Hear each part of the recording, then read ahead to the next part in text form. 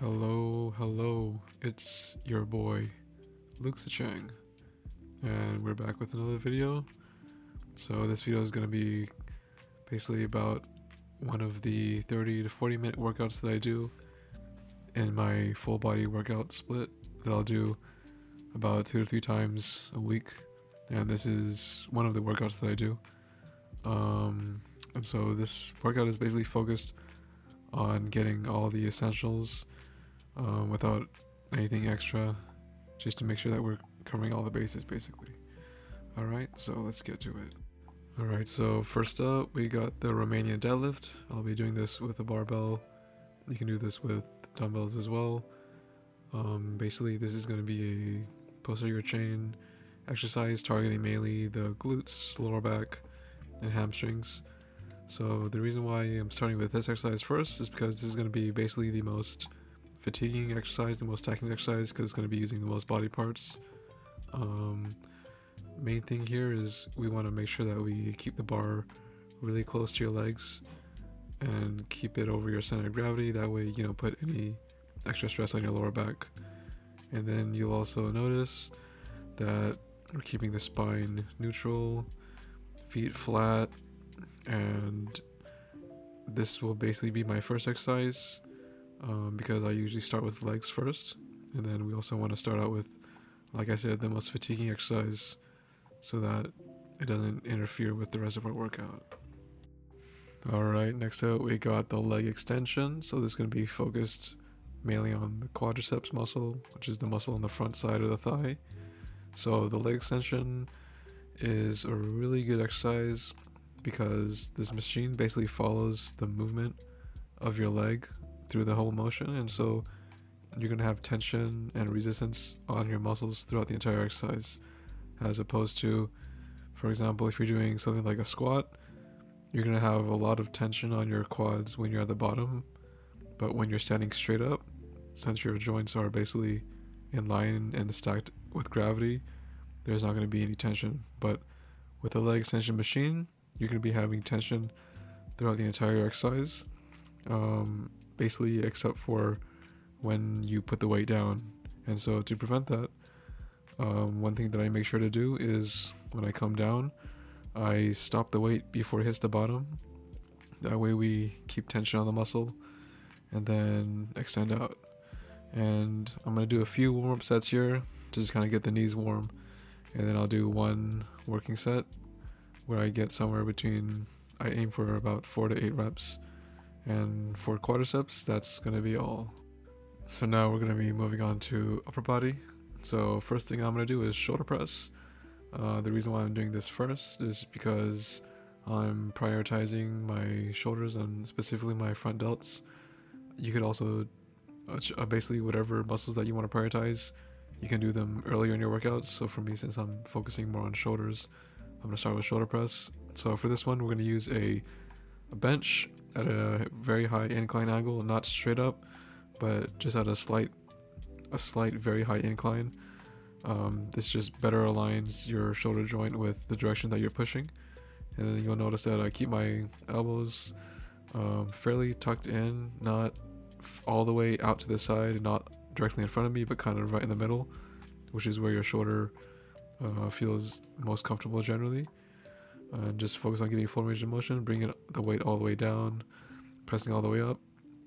And same thing, I'll do a couple warm-up sets and then do one heavy working set somewhere between 4 to 8 reps. So next up, I'm going to be moving on to a pull down. So when I get to my upper body exercises, I like to alternate between antagonist muscle groups, which basically means doing exercises that train muscles that work in opposite directions basically. So with a shoulder press, you're working on a pushing movement, and so with a pull down, you're not working on the pulling muscles, mainly going to be your back and a little bit of biceps.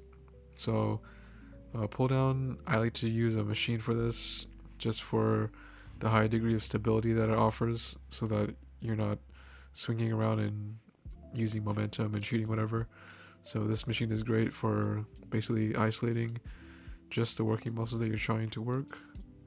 And then you also notice that I'm doing one side at a time, and the reason for this is basically because when you work one side at a time, you get to increase the overall motor unit recruitment in those muscles. And so basically that's a fancy way of saying if you are using both arms, you're going to be um, basically your nervous system is going to be working to activate muscle fibers in both sides, but your nervous system is limited. And so if you do one side at a time, then the total amount of muscle fibers that can be activated is going to be more, because basically the nervous system is working on one side as opposed to working on both sides. And so the overall amount of work that you get is just more. And so whenever I have a chance to do a unilateral exercise like this, I will do it, especially for lats. So next up, we're moving on to a cable fly slash press with a bench. So this is one of my favorite variations of a cable fly slash press. The reason why I enjoy this one is because you can set the cables up to where it's basically pulling against the pec muscles throughout the entire range. So for example, if you're using like a barbell or a dumbbell and doing a chest press, you're going to be moving in line with gravity, which is one direction, which is going down. With the cables, you can angle the weight to be pulling not only behind you, but also to the side. And so what that means is that when you reach the top of the range, when your elbows are fully extended, you're still going to have a lot of tension on the chest. And then I also like to set it up with the bench just to be more stable overall. Stability is something that I really prioritize in exercise selection, because being in a more stable environment means you get to recruit more motor units in the target muscle that you're working. So essentially, for example, if you were doing this exercise, like I think we see most people do, where we kind of stand up and then use our legs to kind of stabilize ourselves and then do the exercise with our chest, you're going to be devoting some of your resources towards trying to keep your body from being pulled back by the cable, and that's going to be taking away from the overall amount of muscle fiber recruitment that you can have in your chest. And so if you just sit down on a bench, that basically eliminates all of that. And so you can basically target this exercise for just where you want to be working. So now I'm going to be moving on to biceps. So since we're here at the dual cable machine, I'm just going to do some Bayesian curls. So this is kind of a new exercise. I don't think you see a lot, but essentially this exercise loads the bicep in its most stretched position, because the cable is set up to where it's pulling hardest at the bottom of the curl, as opposed to if you're using something like dumbbells or a barbell. Since the direction of resistance is straight down because of gravity, you're going to have the tension basically when your elbow is at 9 degrees. In this variation of a curl, you're going to be having the strongest resistance at the bottom when it's most stretched out. And then also one thing that I try to emphasize is getting the elbows slightly behind the shoulder, because the bicep connects not only into the elbows but also the shoulders. So if you get your arm a little bit behind you, you get even more of a stretch in the bicep. And so this is a really good exercise for training that stretch position. And the last arm exercise I'll be doing is for the triceps. So I'm going to be doing a overhead cable extension. So the way that I like to do this is by setting up the cable to about middle height, just to make it easier to grab the rope. And then one thing that I'm really emphasizing here is full range of motion. So when I come down, I bend my elbow, like intentionally flex your elbow when you come down to get the most stretch on your triceps, and then extend all the way up. And so this exercise, following the theme that you see in most of the exercises that I choose, is we're loading the stretch position. So with this exercise, you're basically stretching the triceps maximally, basically, because the triceps connect into not only the elbow but the shoulder. So when you put your arms into an overhead position, you're stretching the triceps even further. And then by having the cable set up in this way, you get to basically load the fully stretched position. And if you've never done this before, you might notice that you will be a lot weaker than if you're doing like a normal rope pushdown for triceps. And the reason why is because if we don't train that stretch position, then we're not going to be strong there. And so that's one of the reasons why I really emphasize training and the stretch position in my training, just for the purposes of being strong in all ranges of muscle lengths.